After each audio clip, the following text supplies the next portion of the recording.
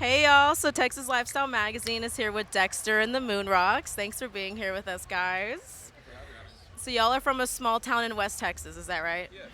Can you tell me a little bit about that, where y'all from? A little. I live. We're all in the same area. All in the same area. It's a town about 600-ish people. It is real. We are in the sticks. It's awesome. Everybody leave their doors unlocked and their cars running when they go into stores. Everybody knows everybody. It's it's cool. I lived in DFW area, and then I moved to San Antonio because my girlfriend is in the Navy and she's stationed down there. So, We're in but Budapest. oh yeah, just came back from Budapest, and then no, that's a lie. But yeah, that's pretty much.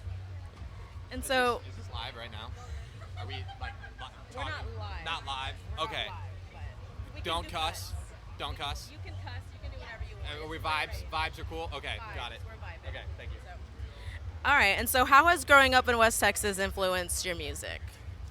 I think influenced the music. I don't know. I mean, I found a lot of my parents didn't listen to a lot of that Texas music, so I guess I never would have found all the great Texas music scene bands that you can find if I wouldn't have grown up in Texas and gone to school in Texas. So I guess influenced us quite a bit. Yeah, I actually grew up listening a lot. My dad loved my dad loved the blues. He loved Red Dirt, so I listened to Turnpike. Shout out 95.9 The Ranch. I listen to that all the time. Turnpike Troubadours. I listen to Pat Green. I listen to Red Shahan. I listen to Hayes Carl, like all that stuff. And then I moved out to West Texas to go to school there, and that's where I got into like all the grunge and the rock out there, because all the like country people out there that I knew were like, oh, I love Alice in Chains and like Nirvana, and I was like, I knew Nirvana, but I was like, I don't really know Alice in Chains. I didn't know Soundgarden. I didn't know, and so that was about 6 years ago, and then I was like, oh, this is awesome. So And so your new song, Like You, just dropped. Can y'all tell me a little bit about that? Yeah, it's a song that we went to Florida, stayed in an Airbnb specifically to write songs. Our lead guitarist wrote the song in about 30 minutes, so it's kind of rude, but it's a great song. He did a great job, and I think all of us did a great job at bringing it to life. yeah, I think that's the one thing that's very cool that we have with our band is like no matter who writes the song, once we all sit down and play it, we all wrote it, and it's just a fun kind of barn burner, silly little goofy little happy time song that you can listen to and just be angry at life with and scream along to. So yeah. 30 minutes is pretty impressive. And so you describe your music as Western space grunge. So can you explain a little bit about what that means and how it influences your sound?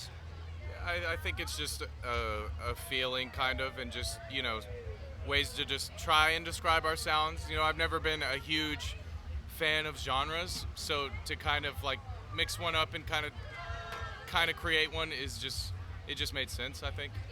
Yeah, I think, we live in a world of labels where, like, everybody wants to know who you are, and especially on the internet, you don't have a minute to go and be like, hey, these are our influences, and this is who we are. So you gotta figure out what's your elevator pitch to people. And so it's sad cowboy music, it's grunge cowboy, it's Western space grunge, and it's the best way we can give you a 3-word answer on, like, this is what we're about, this is what it means.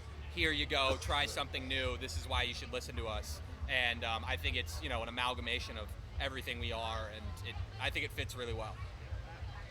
Well, Western space grunge has been well received, I've heard. So what do you think has resonated most with your fans about that?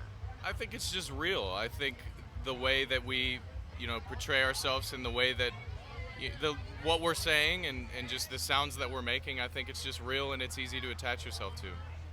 Yeah, I think we're in like a place right now where if you remember like country music was awesome in the 2000s, and then you got to like stadium country and everyone was like, oh, this sucks. Like it was very produced, very over, and I think rock in the 2010s was awesome. And then if you look at it now it's like this overproduced thing that's happening, and there's no middle class in rock music, and it's kind of coming back in country. If you look at everybody coming up in Texas right now, and it's becoming like rock and roll again. It's like country and rock are mixing, and I think we're doing something that's different. It feels raw. It doesn't feel like it's so overproduced, and it doesn't feel like we're trying to make everybody like it, and so the people who love it, and they'll go to bat for it, and that's all that matters. Well, Sad in Carolina is climbing the charts on alternative radio. So how does that feel to see your music gaining some traction? It feels great. It doesn't even feel real, but it's one of those things where you don't realize it's happening, and then 3 months later you look back like, oh, it's crazy. All this has happened in the past 90 days or whatever.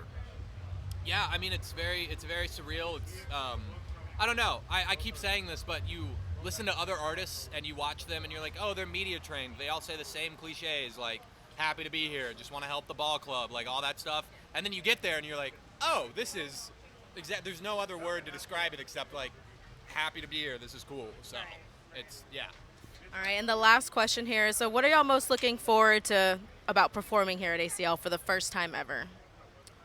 Yeah, I mean, it's cool. We haven't done very many festivals, but it's been cool to kind of get our foot in the door on festivals. But getting to play one that you grew up coming to just means that much more, for sure.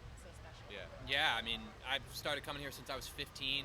I like told my parents, I was like, hey, I'm gonna take a bus down to Austin and sleep on the floor of this like college dorm freshman that I knew. Shout out Dana, you're amazing.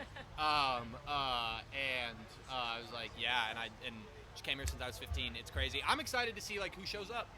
Because it's one of those things where like we're playing a giant festival with all these acts. 5 people are going to be there, and then it turns out it's like, oh, maybe it's 5,000. It's like, oh, that's insane. So. Definitely gets wild out here. Well, thank y'all so much for joining us today. We're thrilled to have you at ACL, and we're looking forward to y'all's set. So we wish y'all the best on y'all's journey. Thank you so much. Appreciate it. Thank you.